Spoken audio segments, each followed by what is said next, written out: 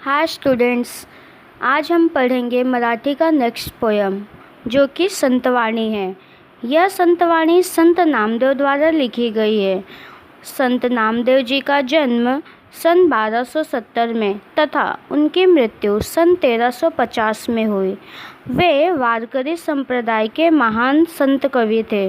संत नामदेव की अभंग रचना बहुत ही भावुक है और उनके अभंग की भाषा स्पष्ट, सीधी, सरल है। उन्होंने हिंदी में भी रचनाएं की है। पंजाब जाकर उन्होंने भागवत धर्म का झंडा फहराया। सिखों की पुस्तक गुरु ग्रंथ साहिब में उनकी 60 कविताएं हैं और उन कविताओं को भक्त नामदेव जी की मुखबानी के नाम से जाना जाता है। आज जो अभंग हम पढ़ने जा रहे हैं उसका नाम है अंकिला में दास तुझा। और इस अभंग में संत नामदेव जी ने विभिन्न दर्शनों के माध्यम से भगवान की कृपा के लिए भीख मांगी है। अब हम अपनी पोयम शुरू करते हैं। अग्नि माझी पड़े बाड़ू, माता धावे कनवाड़ू, तैसा धावे मजिया, काजा अंकिला में दास तुझा।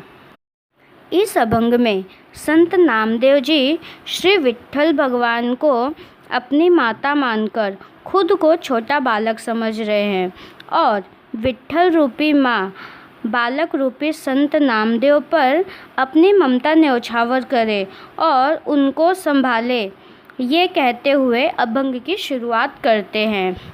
वे कहते हैं कि समझो, अगर बालक गलती से आग में चला जाए तो दयालु माँ उनकी रक्षा करने के लिए बिना देरी करते हुए तुरंत उसकी ओर भागते हुए पहुँचती है।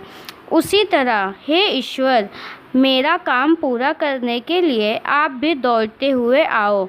मैं आपकी शरण में आया हूँ, मैं आपका दास हूँ, मैं आपके चरणों में लीन आपका परम भक्त हूँ। इस पंक्ति में अग्नि माझी मतलब आग में, बाड़ू मतलब बालक और कनवाड़ू मतलब दयालु है।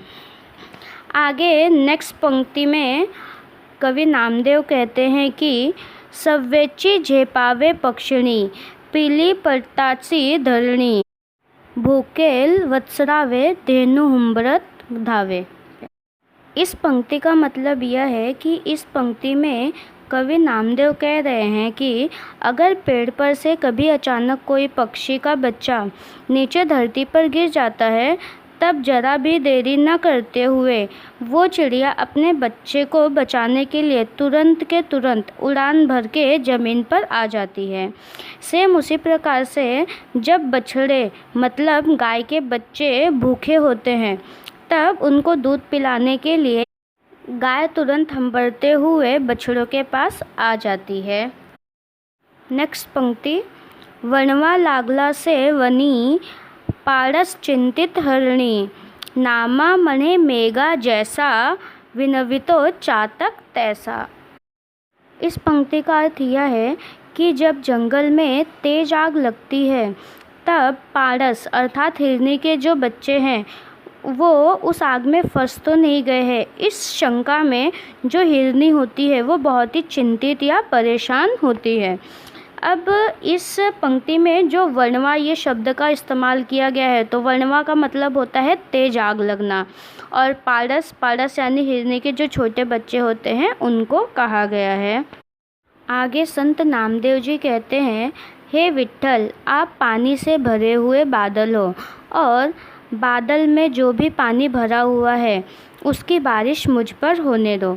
इस लाइन का मतलब ये है कि जो संत नामदेव जी है वो विट्ठल भगवान को बादल की उपाधि दे रहे हैं और उस बादल के अंदर जो भी पानी भरा हुआ है वो क्या है, तो उसे उन्होंने मतलब विट्ठल भगवान जी के अंदर जो भी ममता, दया, प्रेम की भावना है उसे उन्होंने पानी की उपाधि दी हुई है। आगे वे कहते हैं कि उस पानी की बारिश मुझ पर होने दो, क्योंकि मैं पानी के बिना नहीं जी सकने वाला चातक की तरह हूँ। इसीलिए आप अपने ममता से मेरे जीवन को संभालो। मतलब नामदेव अपने आप को चातक मतलब एक ऐसा प्राणी जिसकी कल्पना हम करते हैं कि जो बिना पानी के जीवित नहीं रह सकता, तो सेम उसी प्रकार से जो नामदेव जी हैं वो भगवान विट्ठल जी के प्रेम या ममता के बिना नहीं रह सकते, ऐसा कहते हुए खुद को संबोधित कर रहे हैं चातक कहकर। और वह चाहते हैं कि नामदेव जी को विट्ठल भगवान क्या करे, संभाले, उनके पूरे जीवन भर वो उनका क्या करे, साथ दे। भगवान विट्ठल अपनी ममता को उनके ऊपर न्योछावर करते रहे, ऐसी प्रार्थना विनंती नामदेव जी भगवान विट्ठल जी से कर रहे हैं। Thank you.